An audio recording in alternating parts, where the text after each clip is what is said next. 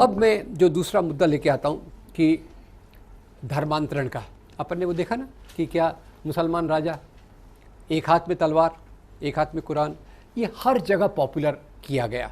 Europe में भी इसी बात को पॉपुलर किया गया। So this point was popularized that Islam is a very violent religion, it spreads by sword, which is a totally wrong concept. And to begin with, I'd like to ask you one simple question. And this is ये एक सवाल के रूप में जरा जवाब देने की कोशिश कीजिए। ये this is a very simple question, try to answer. In which state of India the first mosque came up?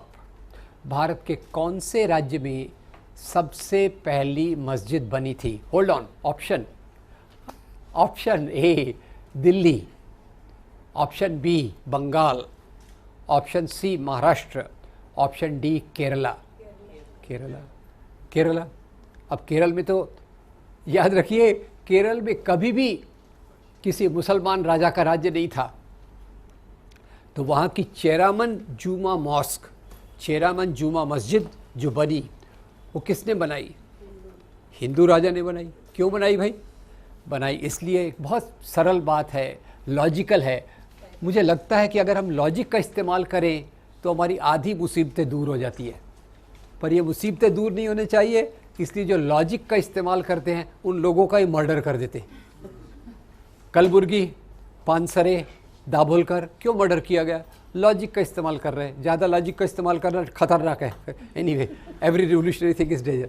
अब केरल में भारत की पहली मस्जिद क्यों बनी? Why the first mosque came up in Kerala?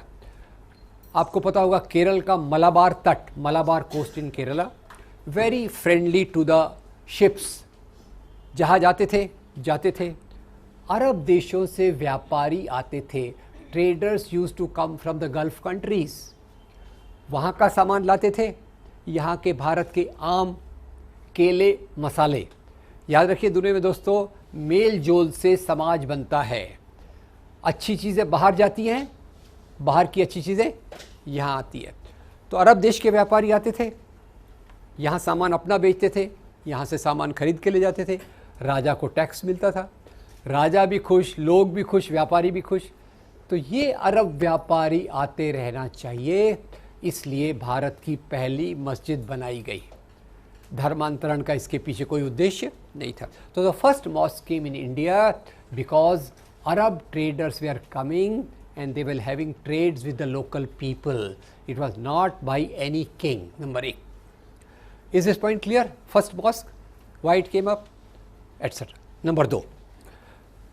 एक सवाल है, अगर भारत का इस्लाम मुसलमान राजाओं के कारण आया था, तो भारत के कौन से राज्य में मुसलमानों की संख्या सबसे ज़्यादा होना चाहिए? Please understand my question. If Islam came because of Muslim kings, in which state of India there should be maximum percentage of Muslims? Where was the capital of Delhi? मुसलमान राजाओं की राजधानी कहाँ थी? Where was the capital of Muslim kings? Delhi. Delhi में होना चाहिए, पर दिल्ली में नहीं है। जरा परसेंटेज देखिए, दिल्ली में मुसलमानों का परसेंटेज अभी मुझे बताया गया था, वो अभी अकबर रोड का नाम बदल रहे। तो अपने वो जो एक बहुत है ना, सबसे गंदा बोलते रहते, राज्यसभा के एमपी बनाए गए अभी। अरे हाँ, स्वामी, नाम स्वामी है, पर काम क्या है वो छोड़ दीजिए। उनसे पता चला कि दिल्ली में मुसलमानों का परसेंटेज है 7.8, 7.8, सबसे कम। सबसे ज़्यादा कहाँ है? केरल में, बंगाल में, आसाम में।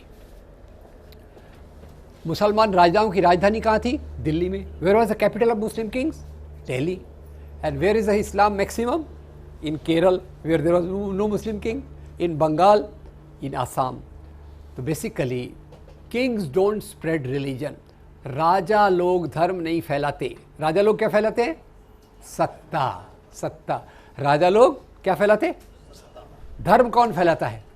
धर्मगुरु फैलाते, संत फैलाते, मेल जोल से बनता है। पर हाँ, you must be knowing every rule has a exception. हर एक कानून का अपवाद होता है। जैसे मैंने कहा, राजा लोग धर्म नहीं फैलाते, ये कानून समझ, इसका भी एक अपवाद है। एक राजा दुनिया में हुए हैं जिन्होंने अपने धर्म का प्रचार प्रसार किया है। वो राजा अपने भारत के हैं। कलिंगा कौन से हैं? सम्राट अशोक। रोमिला थॉपर लिखती हैं दुनिया के एक ही राजा थे जिन्होंने अपने धर्म का प्रचार प्रसार किया, उनका क्या नाम है? सम्राट अशोक। सम्राट अशोक ने बुद्ध धर्म को तलवार के माध्यम से फैलाया या प्रेम के माध्यम से फैलाया? प्रेम के माध्यम से फैलाया। सो धर्म कभी तलवार की नोक पर नहीं फैल सकते। मुसलमान राजाओं ने उत्तर भारत के राज्य को करीब 700 साल तक राज्य किया। अगर 700 साल तक वो लोग धर्म फैलाते तो भारत में कोई हिंदू बचता क्या? हिंदू बचने का सवाल ही नहीं था, क्योंकि राजा को इस काम में कोई इंटरेस्ट नहीं था। तो फिर इस्लाम कैसे फैला? मैं यहाँ लाऊंगा भारत के एक महान स्वामी जी को, जिनको लोग भगवाकरण कर रहे हैं, पर उनको गहराई से पढ़िएगा। हमारे पूना के कुछ दोस्तों ने स्वामी विवेकानंद पे एक अच्छी किताब निकाली है, और स्वामी विवेकानंद ने जो आलोचना की है जाति व्यवस्था की, कास्ट सिस्टम की, बहुत अप्रतिम है। उनको पढ़िएगा। ये किताब का मैं आपको एड्रेस दूंगा। लोकायत ग्रुप है पूना में। They have brought out a small booklet on Vivekananda costing ₹5। Get it, read it and propagate it. तो स्वामी जी क्या लिखते हैं, इस्लाम कैसे फैला? स्वामी जी अपनी संकलित रचनाएं खंड 8 पृष्ठ 330, स्वामी जी कहते हैं ये कहना बिल्कुल गलत है कि इस्लाम यहाँ तलवार की नोक पर फैला। यहाँ के शूद्रों ने, यहाँ के अछूतों ने वर्ण व्यवस्था के अत्याचार से बचने के लिए सामाजिक समता की आशा में इस्लाम धर्म को कबूल किया। पंडित जवाहरलाल नेहरू अपनी किताब डिस्कवरी ऑफ इंडिया में लिखते हैं कि भारत के 80% मुसलमान, भारत के 80% of Muslims of India came from the Shudra background. Swami Vivekananda, Pandit Jawaharlal Nehru मिल के हमको बताते हैं कि भारत में इस्लाम कैसे फैला। अब ये जो इस्लाम के फैलने का तरीका, एक और मैं लॉजिक फिर से ले आता हूँ। हमने बात की धर्म के, और धर्मों में एक पवित्र स्थान होता है जहाँ हम जाना चाहते हैं। कौन सी जगह है? हिंदुओं में मंदिर।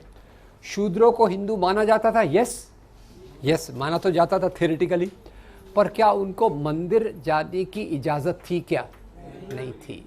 आज है क्या? 50-50। उनको मंदिर जाने की अनुमति नहीं थी। कहीं तो जाना है ईश्वर से बात करने या जो भी हो, तो वो जाते थे सूफी संत की दरगाह पे।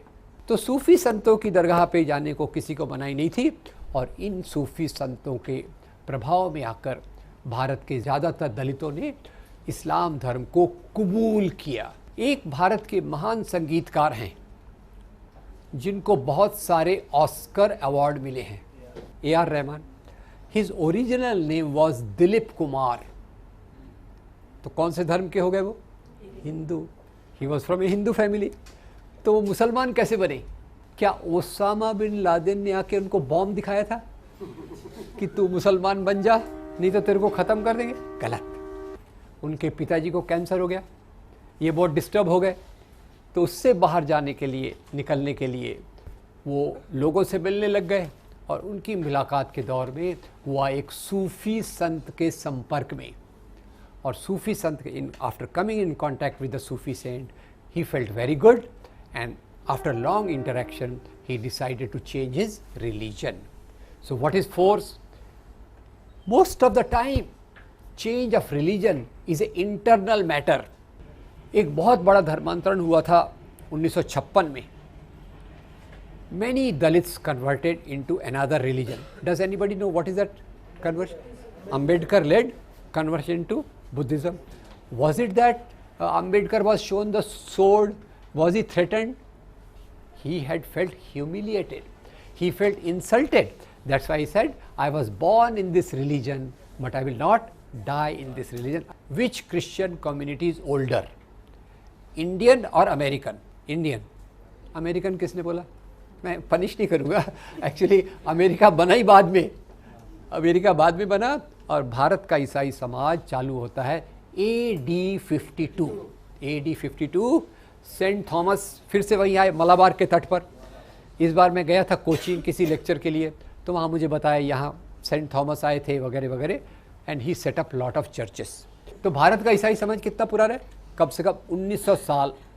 Indian Christian community at least is 1900 years old. तो 1900 साल से ईसाई मिशनरी आ रहे. धर्मांतरण कर रहे।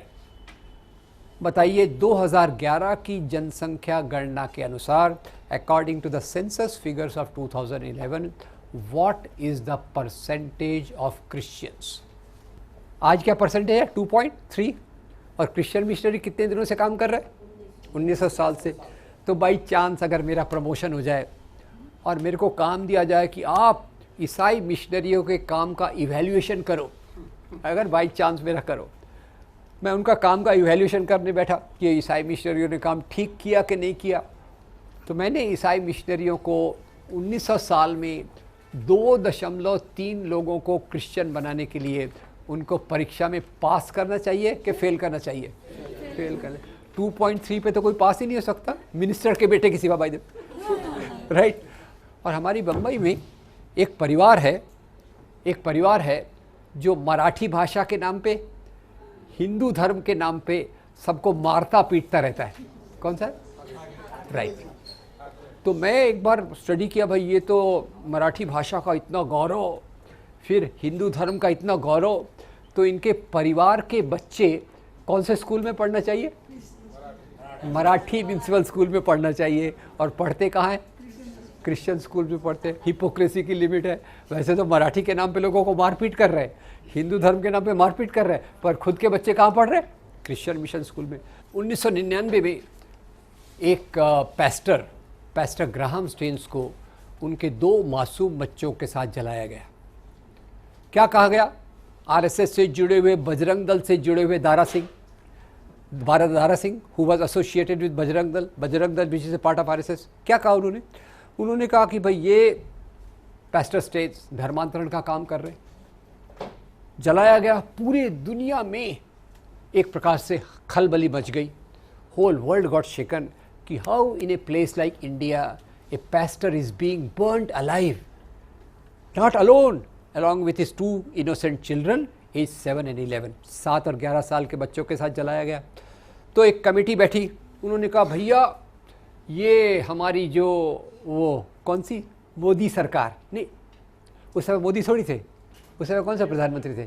वाजपेयी सरकार। बोले हमारी सरकार इतना अच्छा काम कर रही कि दुनिया के लोग जलने लग गए, तो इस सरकार को डिस्टेबलाइज करने के लिए ये कर रहे। बाद में एक वाधवा कमीशन बनाया गया। वाधवा कमीशन ने पूरा इन्वेस्टिगेट किया और पता लगाया कि ये जो मर्डर करवाया गया ये बजरंग दल के दारा सिंह ने करवाया गया, जो अभी जेल में है। अब सवाल ये उठता है कि भारत में ईसाई धर्म का, कुछ लोग बोलते, कुछ लोग ईसाई बनते, ईसाई नहीं पहचानते, वो भी मैं मानता हूँ, हो सकता है कुछ लोग वैसे भी हो, पर मोटे तौर पे ज़्यादा ईसाई धर्म जो फैला है वो फैला है यहाँ के आदिवासी एरियाज़ में, यहाँ के दलित एरियाज़ में। भारत में हिंदू, मुसलमान, ईसाई सभी धर्म के लोग रहते थे, प्रेम से रहते थे, और इनके बीच में अगर आप देखें तो मेल जोल की एक सभ्यता बनी। हमारी जो सभ्यता संस्कृति, our culture is not exclusively Hindu culture. हमारी सभ्यता केवल हिंदू संस्कृति नहीं है। और हिंदू में भी हिंदू कौन है, दलित कौन है, आदिवासी कौन है, नॉर्थ ईस्ट का हिंदू, मद्रास का हिंदू, पंजाब का हिंदू, सब कोई यूनिफॉर्म कल्चर दुनिया में कहीं भी नहीं होता। और जो भी कल्चर होता है सब मिलजुल कर बनता है। All cultural paradigms they are a mixture of each other. 2-3 चीज़ें मैं बताता हूँ, थोड़ा खाने पीने की चीज़ों से ही मैं शुरुआत करता हूँ। खाना पीना है, गाना है, संगीत है, कपड़े पहनना है, 2-4 चीज़ें हम देख लेते हैं, बाकी उससे आप अंदाज़ लगा दीजिए। खाने पीने की आपको पता होगा, हमारे बम्बई में एक चीज़ बड़ी लोकप्रिय है, बहुत सस्ती भी होती है, वड़ा पाव। अब ज़रा वड़ा पाव कैसे बना ये देखिए। वड़ा पाव का पाव आया अफ़गानिस्तान से। अंदर वड़ा बनता है चने की दाल आई मेक्सिको से, उसके अंदर आलू आया स्पेन से, और फाइनली उसमें स्वाद के लिए डालते अदरक, जिंजर। अदरक वहाँ से आई जहाँ से आजकल प्रायः सभी चीज़ें आती हैं, ओरिजिनल डुप्लीकेट दोनों। Very good. इतनी सारी चीज़ें आई और हमारा वड़ा पाव बना। खाना चाहिए कि नहीं खाना चाहिए, फैसला आपका है। दूसरा मैं बताना चाहता हूँ कि ये बताइए, रामायण महाभारत सीरियल आप सब ने देखे होंगे, करेक्ट? बताइए रामायण महाभारत सीरियल में माइथोलॉजिकल सीरियल्स में हमारे देवी देवता किस प्रकार के कपड़े पहनते हैं? Hold on. Option A pant shirt, B salwar kameez, C pyjama kurta, D dhoti sari. Dhoti sari. अब ये बताइए धोती साड़ी और बाकी कपड़ों में क्या फ़र्क है? धोती साड़ी जो है बिना सिला बिना कटा कपड़ा है, क्योंकि उस समय भारत में बुनाई की कला, art of weaving was there, पर art of stitching was not there. Art of stitching was brought to India by Arab traders from 8th century. सुई, धागा, कैंची आई और उसके बाद कपड़ा सीना चालू हुआ. तो बताइए अच्छा हुआ कि बुरा हुआ? कोई प्रॉब्लम नहीं था, नहीं तो अपने यहाँ धोती साड़ी पहन के बैठते थे, व्हाट इज द प्रॉब्लम. पर एनीवे समाज बदलता रहता है और ये हो गया. सबसे ज़्यादा मेलजोल वास्तव में जो हुआ वो हुआ हमारे संगीत के क्षेत्र में, कविताओं के क्षेत्र में. Heavy interaction also took place in the area of religion. ये तीन चीज़ें केवल में हम देख लेंगे. आपको पता होगा हमारे प्रधानमंत्री जी अभी लोकसभा का चुनाव कहाँ से चुन के आए थे? बनारस में. इस बनारस में, ये बनारस किन का पवित्र शहर है? हिंदुओं का. यहाँ एक पवित्र नदी बहती है, कौन सी है? गंगा. तो जस्ट एक दोस्त याद ही कीजिए एक सेंटेंस को, हिंदुओं के पवित्र शहर बनारस में हिंदुओं की पवित्र नदी गंगा के किनारे हिंदू मंदिरों की सीढ़ियों पर बैठकर एक महान संगीतकार ने अपने शहनाई बजाने की कला को विकसित किया. क्या नाम है? उस्ताद बिस्मिल्लाह खान. और ये जो उन्होंने संगीत विकसित किया ये हिंदू देवी देवताओं को समर्पित करके किया. The highest point of this culture is visible in our religious traditions. और ये रिलीजियस ट्रेडिशंस जो मैं आपको बताना चाहता हूँ, एक तरफ बताइए, ये भी सवाल के रूप में बताइए, संत कबीर को मानने वाले हिंदू थे, मुसलमान थे या दोनों थे? दोनों थे. सूफी संतों की दरगाह पे हिंदू जाता है, मुसलमान जाता है या दोनों जाते हैं? दोनों जाते हैं. ये बात मैं डिटेल में नहीं बता सकता, पर दोस्तों इतना याद रखिएगा, भक्ति संत और सूफी संत इन्होंने नैतिक मूल्यों के आधार पे इंसान को इंसान से जोड़ा. ये एक वाक्य बड़ा इंपॉर्टेंट है. भक्ति संत, सूफी संत इंसानियत के आधार पे, नैतिक मूल्यों के आधार पे लोगों को जोड़ते हैं. और कुछ लोग धर्म की पहचान को लेकर दंगे करवाते हैं और इंसान को बांटते हैं. तो दो प्रकार की राजनीति मैं आपको बता दूं. एक प्रकार का प्रवाह जो इंसान को इंसान से जोड़ता है, उसका आधार होता है नैतिक मूल्य. और दूसरे प्रकार की राजनीति जो लोगों को बांटती है, उसकी पहचान, उसका आधार क्या होता है? पहचान के मूल्य. Please remember this sentence. अगर ये सेंटेंस आपको याद रहा तो आप सांप्रदायिकता को समझने में कभी भी गलती नहीं कर सकते. तो खैर, ये भक्ति परंपरा, सूफी परंपरा. अब हम आते हैं कि एक पॉइंट और आया. दो छोटे छोटे पॉइंट ले लूँ अंतिम पॉइंट पे जाने के पहले. दो पॉइंट आए कि ये खाने पीने का मामला, कि मांस खाने से लोग आक्रामक हो जाते हैं. तो ये बताइए दुनिया में कितने % लोग वेजिटेरियन हैं? गेस वर्क, अंदाज लगाइए. 5%. आई मोर और लेस विल एग्री. दुनिया में 5-10% से ऊपर लोग वेजिटेरियन नहीं हैं. तो क्या बाकी सब 95% लोग हाथ में तलवार लेके घूमते रहते? भाई अभी मैंने ऑमलेट खाया, तैयार रहो. मैंने तो मटन कबाब खा लिया, और तैयार रहो. सबसे खतरे की बात यह है कि एक ऐसा व्यक्ति था जो पूरी तौर से शाकाहारी था. ख्याल कीजिए, you have to identify this person. There was one person who was totally vegetarian and he was responsible for biggest mass genocide in the world. Hitler. ठीक है, तो अब ये है. वैसे गुजरात का कत्लेआम हुआ, उसका जो भी प्रेसिडेंट था वो भी पूरी तौर से शाकाहारी है. I am very scared. वैसे तो दुनिया में दोस्तों अलग अलग प्रकार के खाने की तरीके हैं. मैं इसकी डिटेल में नहीं जा रहा. सॉरी टू टेल यू, एक और बात मैं आपको बता दूं. I have spent 9 years in medical college, MBBS MD. I am not trying to boast. मैं सिर्फ इतना एक निवेदन करना चाहता हूँ कि मैंने खाने पीने का तरीका और विचारों के बीच में संबंध को कहीं नहीं देखा। जो हमको पढ़ाते हैं human physiology, biochemistry, psychology, psychiatry, उसमें इसका संबंध कहीं नहीं दिखाया जाता। और आप दुनिया में समाज देख लो, ऐसे भी लोग हैं गाय का मांस खाते हैं, सभी मांस खाते हैं, शांति के पुजारी हैं। ऐसे भी लोग हैं जो पूरी तौर से शाकाहारी हैं और पूरे पूरे आक्रामक, नफ़रत से भरे हुए बॉम्ब के गोले करके चलते रहते हैं। बात करते हैं शाकाहार की और बात करते हैं हिंसा की, ये दोनों चलते रहते हैं। वास्तव में दोस्तों, इंसान में डाइवर्सिटी बहुत है। There is a lot of diversity in the world, in human beings, human society. ये विविधता है और ये विविधता में आप देखिए, कोई लोग किसी प्रकार का खाना खाता है, कोई लोग किसी प्रकार का खाता है। They are diverse ways of food habits. थोड़ा आपको उदाहरण दे दूं, ये नागालैंड में कुत्ते को खाया जाता है, राइट रॉन्ग? बिहार में चूहे को खाया जाता है, राइट? पर्सनल एग्जांपल दे दूं, पहले आईआईटी में था, एक कॉन्फ्रेंस के लिए हांगकांग गया तो दोस्त के यहाँ रुका हुआ था। सवेरे उठ, जब नींद खुल रही थी, बहुत एक तेज स्मेल, स्ट्रॉन्ग स्मेल केम और वो नाक में स्मेल आई। मैं जाग गया उससे। मैंने बोला यार काय की स्मेल आ रही, क्या बन रहा है? किचन में गया, वो दोस्त की पत्नी कुछ पका रही थी। मैंने कहा क्या पका रहे हो? बोले मैं सांप का सूप पका रही हूँ आपके ब्रेकफास्ट के लिए। मैंने कहा थैंक यू, मुझे दीजिए। अब मैं आपसे पूछना चाहता हूँ कि दुनिया में कोंकण में एक प्रकार का खाना है, बंगाल में दूसरे प्रकार का खाना है, ऑस्ट्रेलिया में तीसरे प्रकार का खाना है, अमेरिका में चौथे प्रकार का खाना है। आप मुझे बताइए सही कौन है, गलत कौन है? सब सही है अपनी जगह पे। और इसमें एक दूसरे की भावनाओं का आदर करना सबसे बड़ी बात है। रोहित वेमुला ने सुसाइड करने के पे मजबूर हुआ। रोहित वेमुला की फेसबुक पोस्ट जरा पढ़िएगा। उनकी यूनिवर्सिटी में एक बीफ फेस्टिवल हुआ। बीफ फेस्टिवल में रोहित वेमुला ने भाग लिया।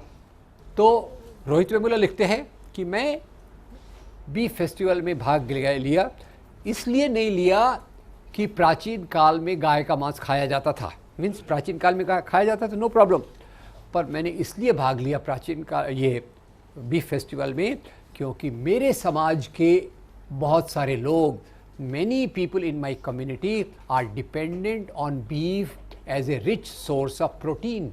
Because of their poverty, because of their culture, because of their habits, they are eating beef. In solidarity with them, उनसे अपनी एकी दिखाने के लिए मैंने बीफ फेस्टिवल में हिस्सा लिया। और इसी बीफ फेस्टिवल की जो आज बात बताई जा रही है कि गऊ हमारी माता है, I wish we can take care that much of animals. अरे भाई, हम अभी अपनी माँ को तो देख नहीं पा रहे। हमारी माँ का क्या हाल हो रहा है? जहाँ इतने बड़े एरिया में अकाल है, दुष्काल है, लोग पॉवर्टी लाइन के नीचे हैं, आप अपने घर की माँ को नहीं देख पा रहे हो और वहाँ आप गाय को ऐसा प्रमोट करना चाहोगे, थोड़ा एक चिंता का विषय है। आज गाय के नाम पे मोहम्मद अखलाक को मार रहे, दलित लोगों को मार रहे कि वो गाय का मांस, गाय का चमड़ा निकाल के उसका जूते बनाते, लोगों को फांसी लगा रहे। पर गांधी जी इसके बारे में क्या बोलते हैं पता होगा? गांधी जी अहिंसा, शाकाहार पूरा पढ़ते। एक बार गांधी जी के सेवाग्राम आश्रम में उनके अफ्रीका के दिनों के एक मुसलमान दोस्त का बेटा गांधी जी के आश्रम में आया। आते से उसने गांधी जी को मिला, गांधी जी के पैर पकड़ लिए और कहा बापू नमस्ते। ही सैल्यूट्स गांधी जी। गांधी जी को याद आया, अरे आज तो ईद का दिन है, तो उन्होंने उस लड़के के कंधे पे थपथपाया, इशारा किया कि खड़े हो जाओ। वो लड़का खड़ा हुआ, इन्होंने इसको गले लगाया और बोला बेटा ईद मुबारक। अब जैसे ही इन्होंने कहा ईद मुबारक, तो उन्होंने कहा यार ये लड़का तो मेरा मेहमान है, मेरा अतिथि है। अतिथि को अपने यहाँ कौन सा दर्जा है? देवो भव। ये मेरा अतिथि है। आज अगर ईद के दिन अपने घर में होता तो नॉन वेजिटेरियन खाता, शीर खुरमा खाता। तो उन्होंने अपने एक सहकारी को बुलाया कि शीर खुरमा तो यहाँ भी बन जाएगा, तुम बाज़ार से जाओ, बाज़ार से मेरे इस मेहमान के लिए तुम मटन लेके आओ। कौन बोल रहा है? गांधी जी। अब जैसे गांधी जी ने कहा इसके लिए तो मटन लेके आओ, तो लड़का फिर से गांधी जी के पैर पे गिर पड़ा, बोला बापू आज के दिन मैं मटन नहीं खाऊंगा क्योंकि मैं आपके आश्रम में आया हूं। एक आदर्श समाज में कैसे जीना चाहिए इसका यह उदाहरण है। क्या उदाहरण है? गांधी जी किसका आदर कर रहे हैं? मेहमान का। मेहमान किसका आदर कर रहे हैं? गांधी जी का। ये एक है। और अभी मैंने इसी पे गांधी जी का एक और भी पढ़ा था। गांधी जी को कुछ लोगों ने कहा कि भाई देखो आप गाय को पवित्र मानते, अभी तो भारत आज़ाद हो गया, आप गौ हत्या पर बंदी ले आइए। तो गांधी जी कहते हैं जब तक यहाँ के अल्पसंख्यक, दलित, आदिवासी इसकी मांग नहीं करते तब तक इस पर बंदी नहीं लाना चाहिए। आज बंदी की मांग कौन कर रहा है? जो एफ्लुएंट लोग हैं, जो एक प्रकार की राजनीति में विश्वास रखते हैं। गाय से उनको कितनी मोहब्बत है मुझे नहीं मालूम, पर उसको एक राजनीतिक प्रतीक के रूप में they are trying to use it. जिंदगी का एक भाग ऐसा नहीं है जिसमें मेल जोल नहीं हुआ। और ये तो एक और है, मैंने ईसाई के बारे में कुछ बात नहीं की, वो भी एक बताना चाहता हूँ आपको। ऐसी ऐसी मान्यताएं लोग रखते हैं जिसको लेकर वो चर्च जाते हैं। एक चर्च है मदर वेलंकिनी का, दक्षिण भारत में है मदर वेलंकिनी का चर्च। वहाँ ऐसे लोगों को फेमस ये है कि वहाँ अगर आप जाओ तो आपकी बीमारी दूर हो जाएगी। अब लोगों को तो बीमारी से बचना है, ये बचना है। धर्म की बाउंड्री तो पॉलिटिकल लोग देखते हैं, आम लोग धर्म को बाउंड्री के रूप में नहीं देखते।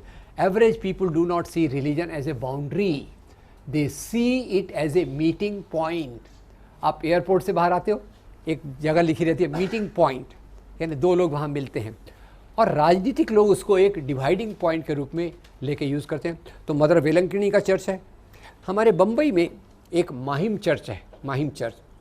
तो क्या हुआ, एक बार मैं एक संडे को मॉर्निंग में लेक्चर के लिए वहाँ बुलाया गया, तो मैंने देखा भाई वो माहिम चर्च में बड़ी भीड़ है। तो लेक्चर के दौरान वहाँ जो माहिम चर्च के कुछ इंचार्ज थे, मैंने उसको कहा भाई इस एरिया में क्रिश्चियन लोग बहुत रहते, आपके चर्च में कितनी गर्दी है? अरे बोले ये जो लोग हैं आप देख रहे हैं ये क्रिश्चियन ज़्यादा नहीं है। मैंने कहा फिर कौन है? बोले इसमें हिंदू भी है, मुसलमान भी है, लोगों की कुछ मन्नत रहती है। एक फेमस हो गया है कि अगर आप यहाँ प्रे करोगे, कैंडल चढ़ाओगे तो आपकी मन की मुराद पूरी हो जाएगी। आप समझ गए ना, मन की मुराद। खैर मन की मुराद के लिए लोग जाते हैं, किसको प्रॉब्लम है? जहाँ से मुराद पूरी हो जाए वो अच्छा ही है। वैसे तो दुनिया बहुत बेरहम है, तो कहीं से अपने को उम्मीद दिखी तो दैट्स ऑल द गुड। खैर तो ये हमारा जो इंटरैक्टिव कल्चर था, इसकी ये मुख्य मान्यता है। आपके एरिया में कोई यूनिक दरगाह है, कोई चर्च है जहाँ आप देखते हो कि अलग धर्मों के लोग इंटरैक्ट करते हैं, या कोई ऐसी ट्रेडिशन दिखती है जिसमें अलग अलग लोगों के भाग लेते, तो उसका थोड़ा डॉक्यूमेंट कीजिए। मैं आउट ऑफ द हैट कह रहा हूँ कि ये चीज़ों का डॉक्यूमेंटेशन इंडिया में नहीं हुआ है।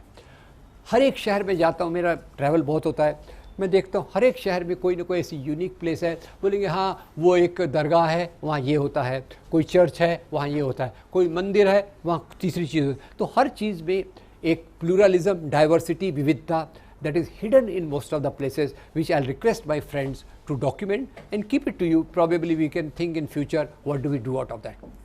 थोड़ा सा हम आतंकवाद कर लेते। आतंकवाद करेंगे नहीं, डिस्कस करेंगे, मतलब मेरा मतलब डिस्कस कर रहे हैं, ठीक है। अब आतंकवाद के बारे में एक जो शब्द है, वो शब्द है कि सभी मुसलमान आतंकवादी नहीं होते, पर सभी आतंकवादी। इसमें आपकी मदद की बहुत ज़रूरत है। ज़रा बताइए भारत के राष्ट्रपिता महात्मा गांधी की हत्या किसने की थी? नाथूराम गोडसे। कौन से धर्म का था? 1984 में भारत की प्रधानमंत्री इंदिरा गांधी की हत्या किसने की थी? जसवंत सिंह, बेअंत सिंह, कहर सिंह, ये तीन नाम में से दो नाम कोई तो भी थे। सिख बॉडीगार्ड। 1991 में राजीव गांधी की हत्या किसने की थी? धानु नाम की एक लड़की, धानु नाम की लड़की तमिल लिट्टे नाम के ग्रुप से जुड़ी थी, राइट। 1958 में श्रीलंका के प्रधानमंत्री SW बद्दार नायके की हत्या एक बुद्ध भिक्खु ने की। लास्ट पॉइंट, सन 2006 में नॉर्वे में एंडर्स बर्निंग ब्रेविक नाम के एक नौजवान ने 86 लोगों को मौत के घाट उतार दिया। ये एंडर्स बर्लिंग ब्रेविक कौन से धर्म का होगा? क्रिश्चियन धर्म का। तो बताइए पहला आतंकवाद को किसको हमने देखा? एक हिंदू 1984 में, सिख 1991 में, हिंदू धानु नाम की लड़की, उसके बाद बुद्ध भिक्खु, और उसके बाद क्रिश्चियन। तो बताइए आतंकवादी केवल एक धर्म में से आए हैं या प्राय सभी धर्मों से आए हैं? नंबर 2, ये आपकी ओपिनियन में चाहता हूँ, आतंकवादी धर्म के कारण आए हैं या राजनीति के कारण आए होंगे? राजनीति के कारण। नंबर 3, बताइए दुनिया में कोई माँ अपने पेट से आतंकवादी को जन्म देती है क्या? माँ तो एक प्यारे बच्चे को जन्म देती है, वो बच्चा आगे जाके या तो आतंकवादी बनता है या बनाया जाता है। Mother gives birth to a beautiful baby and that baby may turn into a terrorist on her own accord और because of the other circumstances. तो ये क्यों बनता है आतंकवादी कोई? इसके लिए एक वाक्य, हमारे दोस्त एक बहुत अच्छा आर्टिकल लिखा था, हरदीनीय जी है उनका नाम, उन्होंने लिखा था अन्याय अत्याचार की गोद से जन्म लेता है आतंकवाद। Terrorism gets born from the womb of injustice. जब कुछ लोगों को लगता है हमारे ऊपर होने वाला अन्याय अत्याचार एक लिमिट के बाहर चला गया है, तो कुछ लोग उसमें से आतंकवाद का ये गलत रास्ता अख्तियार करते हैं। Please note. तो आतंकवादी मैंने 2 में बांट दिया। पहला, बनते हैं, they respond to a situation because of the extreme injustice. और सेकंड, कुछ लोगों को इंडोक्ट्रिनेट किया जाता है, कुछ लोगों को ब्रेन वॉश किया जाता है आतंकवादी बनने के लिए। पहला फेनोमेनन मैं नहीं ले रहा। दूसरा फेनोमेनन मैं ले रहा हूँ कि आतंकवादी बनाए जाते हैं, people are made turn into terrorist. और उसके 2 उदाहरण लूँगा। एक उदाहरण तो खैर वो ख़तरनाक है जिसका मैंने नाम लिया था अभी, that डेडेड person who is supposed to be responsible for 9/11 2001, who's supposed to be responsible, क्या नाम है इसका? Osama bin Laden. नाम लेने से भी डर लगता है, कुछ गड़बड़ हो जाती है। एनीवे, अब ओसामा बिन लादेन एक है, तो आपको याद होगा 11 सितंबर 2001 2 एरोप्लेन आए, वर्ल्ड ट्रेड सेंटर की बिल्डिंग से टकराए, बिल्डिंग नीचे बैठ गई और उसी के साथ करीब 3000 लोग मारे गए। 3 questions. Number 1, those people who died they were guilty or innocent? जो लोग मारे गए वो गुनाहगार थे कि बेगुनाह थे? नंबर 2, जो लोग मारे गए वो कौन से देश के थे? सभी देशों के थे। जो लोग मारे गए वो कौन से धर्म के थे? सभी धर्मों के। सभी धर्मों के, सभी देशों के प्राय 3000 बेगुनाह लोग मारे गए। उसके बाद ओसामा बिन लादेन टीवी पे दिखा और ओसामा बोलता है मैं बहुत खुश हूँ, आई एम वेरी हैप्पी, ये हुआ, this act has taken place. वो बोलता है ऐसा और होना चाहिए, ये जिहाद है। अब मैं बोलता हूँ कि भाई बताइए, ओसामा बिन लादेन खुश हो रहा है किस बात पे? He is becoming happy on what ground? कि that 3000 innocent people have died. तो मेरा सवाल है, बताइए दुनिया का कोई धर्म बेगुनाह लोगों को मारने की इजाज़त देता है क्या? नहीं देता। दुनिया का कोई भी धर्म बेगुनाह लोगों को मारने की इजाज़त नहीं देता। इस्लाम बेगुनाह लोगों को मारने की इजाज़त देता है क्या? नहीं। सब लोग नहीं बोल रहे, पर मेरे ख्याल से नहीं होना चाहिए। लोगों के मन में आज डाउट है कि पता नहीं इस्लाम ऐसा बोलता है कि नहीं। तो यहाँ मैं क्लैरिफाई कर दूँ, इस्लाम भी बेगुनाह लोगों को मारने की इजाज़त नहीं देता। Let me clarify, Islam also does not permit the killing of innocent पर पीपल। और यहाँ मैं आपको सरल रेफरेंस देता हूँ, मेरे रेफरेंसेस अभी तक कॉम्प्लिकेटेड थे, अभी सरल रेफरेंस दे रहा हूँ। अपने वो शाहरुख खान की एक फिल्म है ना, कौन सी, माई नेम इज़ खान, और इसमें एक डायलॉग है, my name is Khan and I am not a terrorist. ये डायलॉग कईयों को याद है। एक दूसरा डायलॉग मैंने याद किया हुआ है, उसी फिल्म का है, फिल्म को देखेंगे केयरफुली तो आपको याद आएगा। शाहरुख खान एक जगह कहते हैं, कुरान की सूरा 5 आयत 32 हमें ये बताती है, कुरान की सूरा 5 आयत 32 हमें ये बताती है, अगर आप एक भी बेगुनाह व्यक्ति को मारते हो, कितने? अगर आप एक भी बेगुनाह व्यक्ति को मारते हो तो वो पूरी इंसानियत को मारने के समान है। Even if you kill a single innocent person that is like killing the whole humanity. और वर्ल्ड ट्रेड सेंटर में कितने लोग मारे गए? 3000। तो मैं आपसे पूछना चाहता हूँ कि ये जो ओसामा बिन लादेन 3000 बेगुनाह लोगों के मारे जाने के बाद खुश हो रहा है, ये इस्लाम के अनुसार है या इस्लाम के विरोध में है? इस्लाम के विरोध में है। तो ओसामा बिन लादेन को इस रास्ते पर कौन लाया, उसको सारांश में आपको बता दूं। ओसामा बिन लादेन को इस रास्ते पे जो लाया वो आज देश का सबसे पावरफुल, दुनिया का सबसे पावरफुल और सबसे खतरनाक भी देश है। और उसका नाम क्या है? यूनाइटेड स्टेट्स ऑफ अमेरिका, जिसको अंकल सैम भी कहते हैं। और ये एक्चुअली जो वेस्ट एशिया में तेल के कुओं की राजनीति के कारण इस प्रकार की बात हुई। थोड़ा सा मैं आपको इतिहास पे भी ले जाऊंगा। आपको पता होगा दुनिया में पहले 2 सुपर पावर्स थे, कौन कौन से? रशिया और America. There 2 super powers, America and Russia. दोनों में टेंशन रहता था, मैं कंट्रोल करूं ज़्यादा कि तू कंट्रोल करे। रशियन फौजों ने अफगानिस्तान पे कब्जा किया, Russian forces occupied Afghanistan. America wanted to retaliate, America इसका जवाब देना चाहता था। पर अमेरिका का एक प्रॉब्लम था, आजकल तो आप देखते होंगे जब मौका पड़ा अमेरिकन फौज जाती है, एक देश पे आक्रमण कर देती है।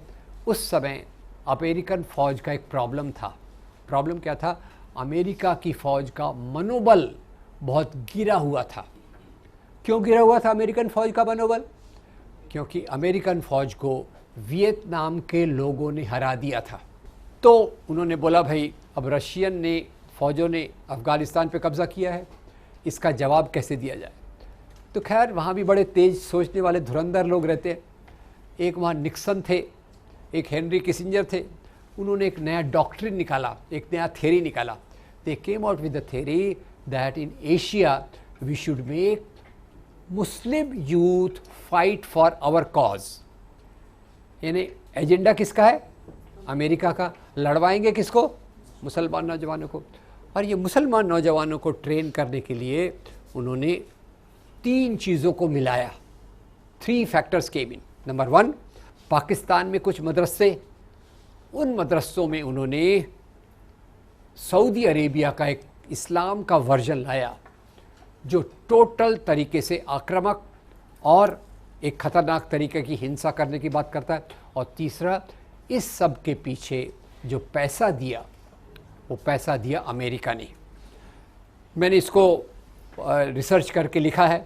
अमेरिका ने $8,000 मिलियन और 7,000 टन हथियार ये अल कायदा को मुहैया कराए, जिसकी मदद से अल कायदा ने अलग अलग आक्रमण किए, रशियन विरोधी फ़ौजों के साथ मिले और रशियन फ़ौजों को हरा दिया।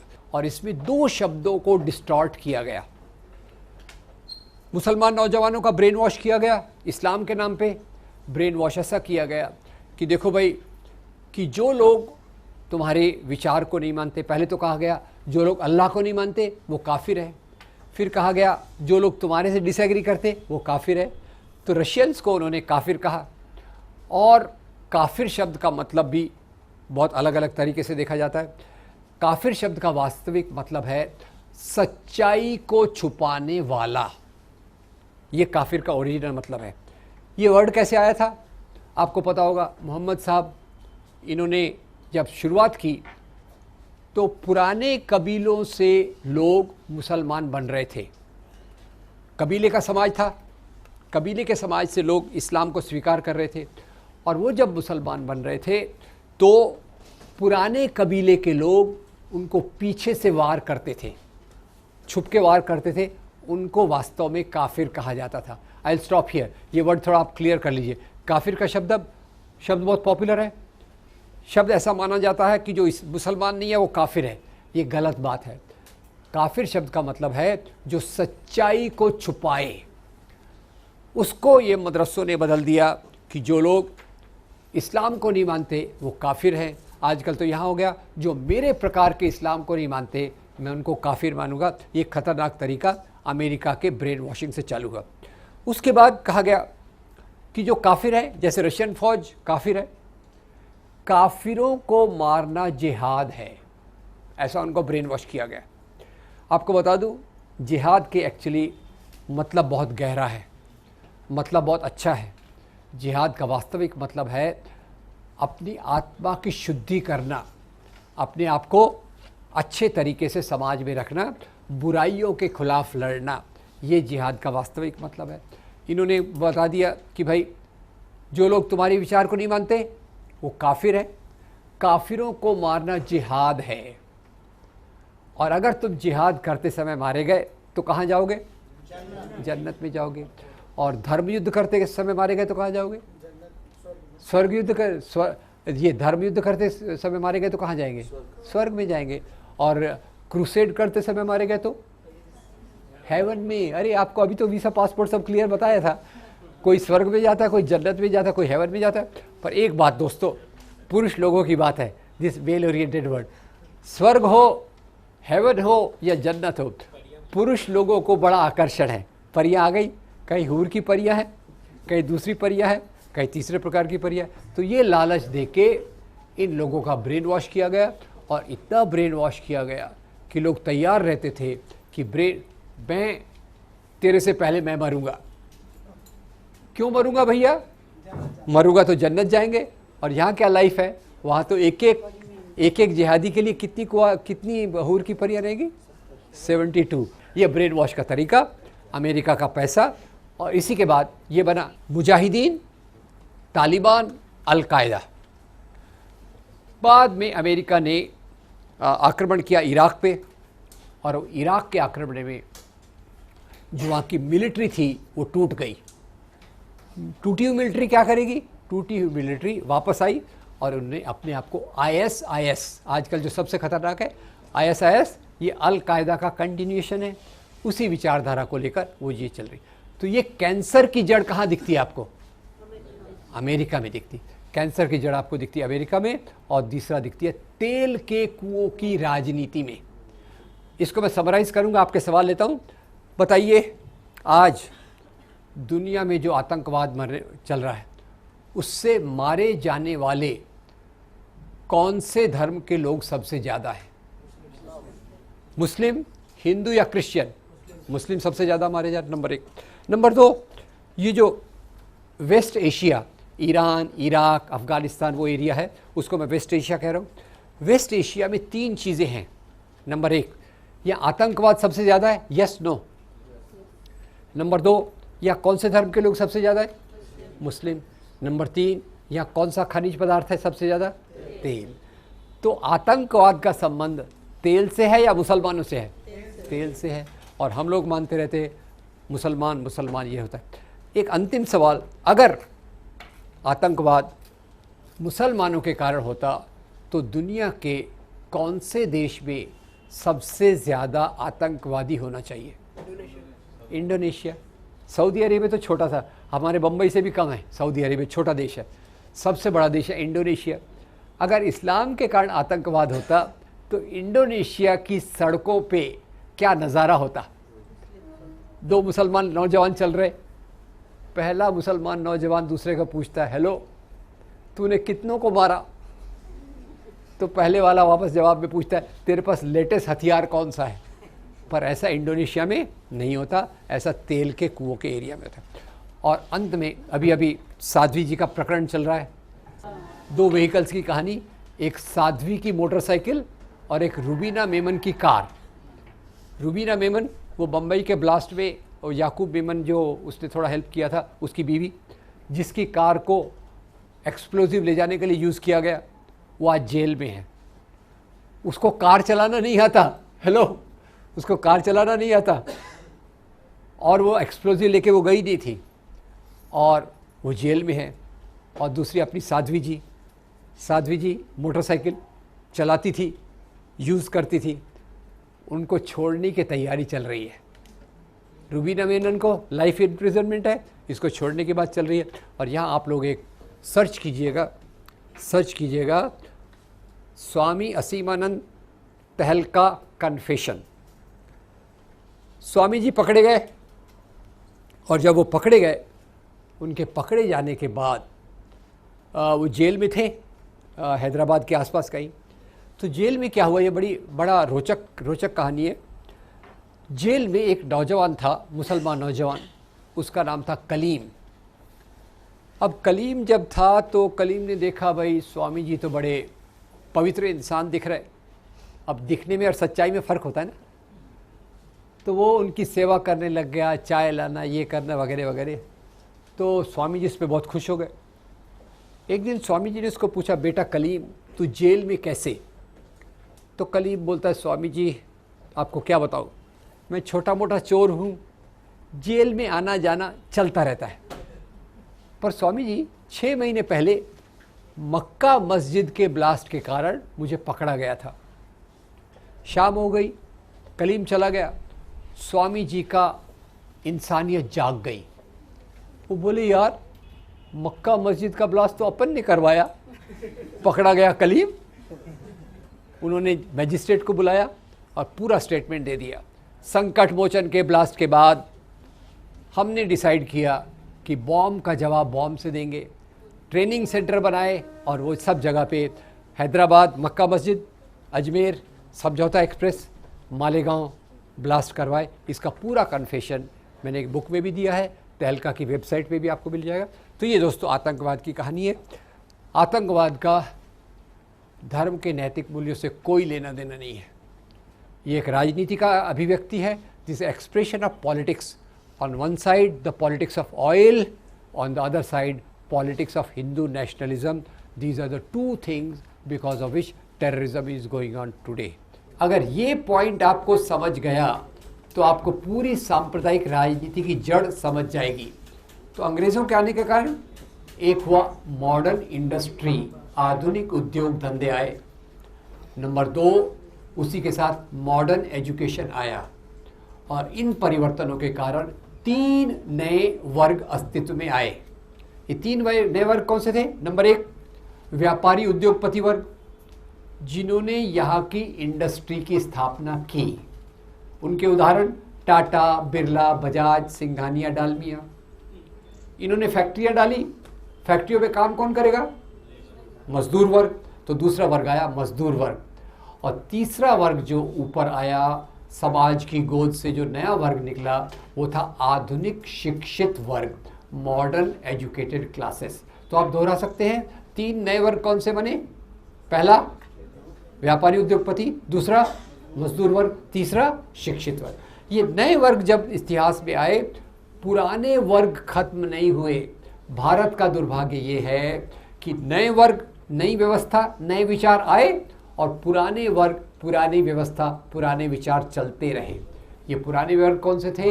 ये थे राजा, नवाब, जमींदार, जागीरदार। और कुछ अब संगठन, इनको मैं कहता हूँ डूबते वर्ग, इनको मैं कहता हूँ उभरते वर्ग। उभरते वर्गों में से कुछ संगठन बने, डूबते वर्गों में से कुछ संगठन बने, और इन संगठनों के नाम से उनका राजनीतिक एजेंडा आपको समझेगा।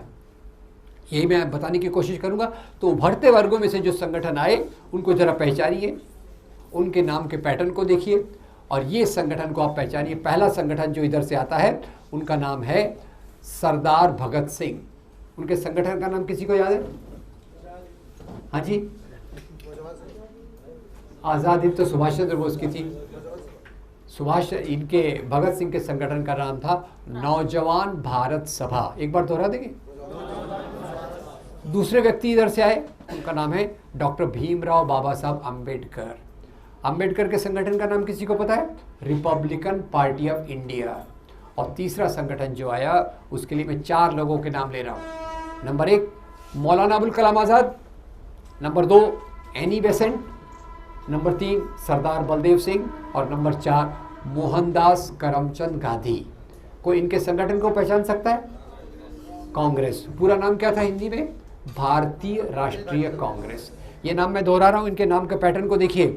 नौजवान भारत सभा, रिपब्लिकन पार्टी ऑफ इंडिया, भारतीय राष्ट्रीय कांग्रेस। ये नए समाज का प्रतिनिधित्व करने वाले संगठन, नए मूल्यों का प्रतिनिधित्व करने वाले संगठन। अब पुराने लोग जो थे उनको डर लगा, समाज बदल रहा है, हमारे अधिकारों का क्या होगा, हमारे वर्चस्व का क्या होगा, हमारे डोमिनेशन का। They were the dominant classes earlier. अब उनको डर लगने लग गया, तो उन्होंने भी अपने संगठन बनाए। और इन संगठन के नाम को ज़रा पहचानिए।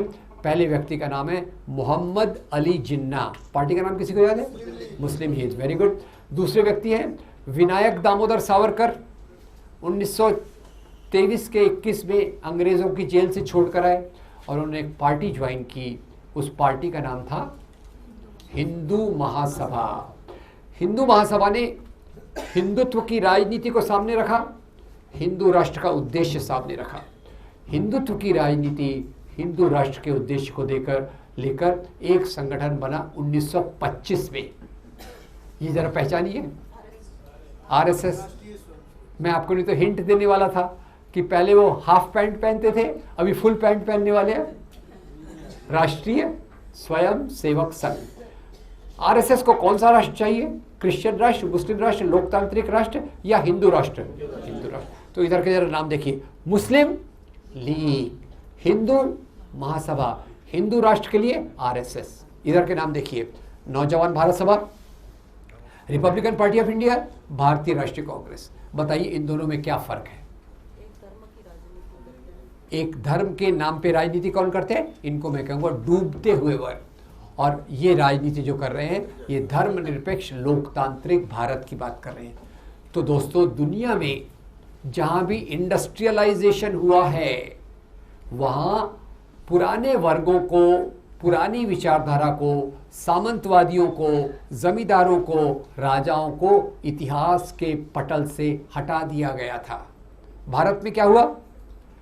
इंडस्ट्रियलाइजेशन आया, पुराने लोग जिंदा रहे, पुरानी विचारधारा जिंदा रही। और उन्होंने, अब मुस्लिम लीग ने कहा इस्लाम खतरे में है। मैं आपसे पूछना चाहता हूँ, इस्लाम खतरे में था या जमींदारी खतरे में थी? इस्लाम खतरे में था या जमींदार मुसलमान राजा खतरे में थे? मुसलमान राजा खतरे में थे। आरएसएस हिंदू महासभा ने कहा हिंदू धर्म खतरे में है। धर्म खतरे में था या उनकी सत्ता खतरे में थी? सत्ता खतरे में थी। तो खैर, तो यहाँ से दो प्रकार के राष्ट्रवाद आए। आपको कभी टाइम मिले तो जेएनयू में अभी बहुत सारे टीचिंग्स हुए थे, उसमें नेशनलिज्म पे बहुत सारे डिबेट हुए थे। तो ये नेशनलिज्म को अगर समझना है तो दो प्रकार के नेशनलिज्म, दो प्रकार के राष्ट्रवाद यहाँ से आए। एक राष्ट्रवाद आया भगत सिंह, अंबेडकर और गांधी की तरफ से। ये राष्ट्रवाद था इंडियन नेशनलिज्म। ये इंडियन नेशनलिज्म, अब ये बात मैं मानता हूँ, भगत सिंह, अंबेडकर, गांधी में बहुत सारे मतभेद थे, बहुत सारे मतभेद थे। उसी के साथ उनमें बहुत सारी सिमिलैरिटी, कॉमनैलिटी, सेम प्रकार, सिमिलर एक प्रकार की आइडियाज़ उनकी थी। और वो आइडिया में 3-4 चीज़ें मैं आपको बताना चाहता हूँ। नंबर 1 बताइए, भगत सिंह, गांधी, अंबेडकर ये तीनों लोकतंत्र को मानते थे, यस और नो? ये तीनों धर्मनिरपेक्षता को मानते थे, यस और नो?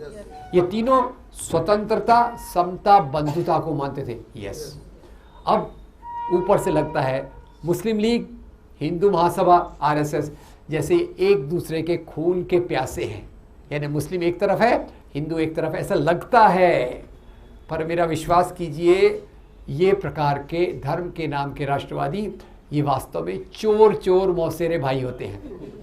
ऊपर से दुश्मनी दिखाते, अंदर से उनके विचार एक प्रकार के होते।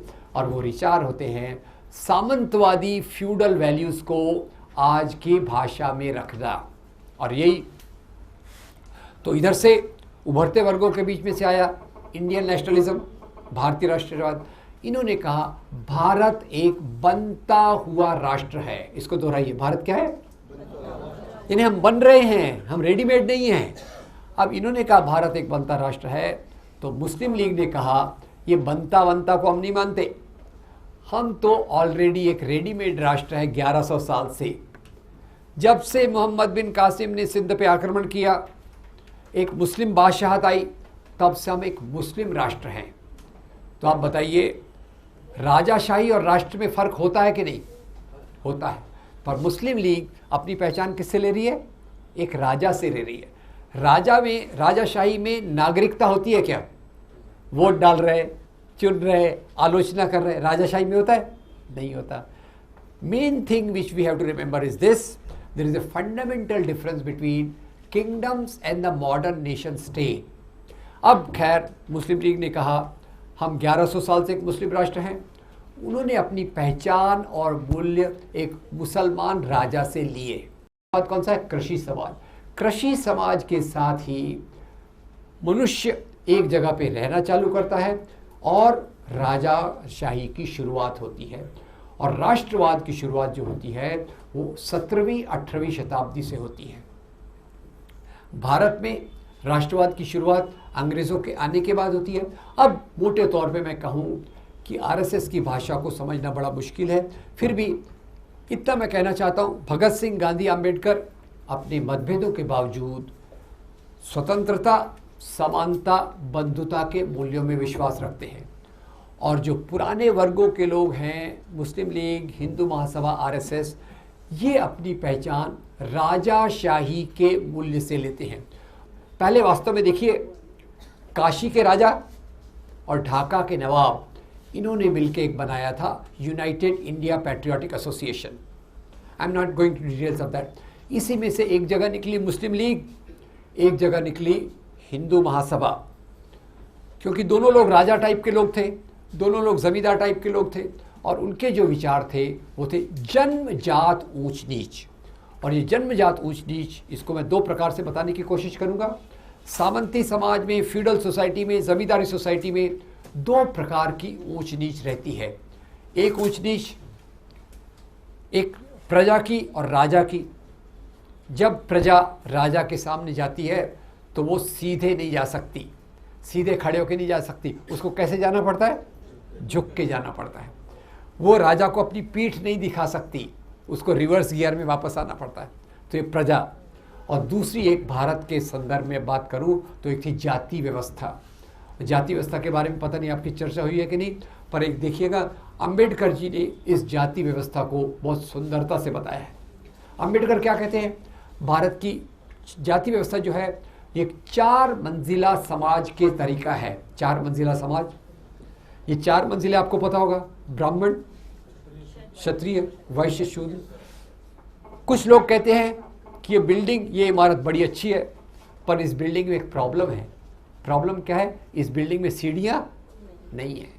सीढ़ियाँ नहीं है तो क्या होगा भैया?